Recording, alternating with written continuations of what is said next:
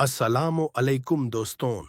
कल आसिया कप 2025 में पाकिस्तान और इंडिया का बड़ा टकरा हुआ और अफसोस के साथ कहना पड़ता है कि पाकिस्तान को फिर से हार का सामना करना पड़ा। लेकिन सवाल ये है, पाकिस्तान क्यों हरा? आइए इस मैच का पूरा ब्रेकडाउन करते हैं। दुबई के ग्राउंड पर खेली गई इस मैच में पाकिस्तान ने पहले बैटिंग की और सिर्फ 117 रन्स बना पाए 9 विकेट्स के नुकसान पर। इंडिया ने आसान तरीके से टारगेट चेस कर लिया और मैच 7 विकेट से जीत लिया। सबसे इंटरेस्टिंग बात ये थी कि पाकिस्तान एक नए स्क्वाड के साथ उतारा।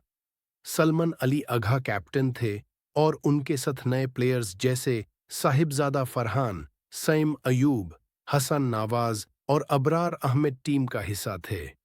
लेकिन नए कॉम्बिनेशन होने की वजह से परफॉर्मेंस उतनी मजबूत नजर नहीं आई। पाकिस्तान के ओपनर्स शुरुआत में ही फेल हो गए, विकेट्स गिरती रही और पूरी टीम प्रेशर में आ गई। सिर्फ साहिबजादा फरहान ने थोड़ा फाइट बैक किया और 40 रन्स बनाए और एंड में शहीन शाह अफरीदी ने 30 रन्स की फाइटिंग नॉक खेली। लेकिन ओवरऑल स्कोर कंपेटिटिव नहीं था। इंडिया के स्पिनर्स कुलदीप यादव और अक्षर पटेल ने जबरदस्त बॉलिंग की। उन्होंने पाकिस्तान की मिडिल ऑर्डर को कोलैप्स कर दिया।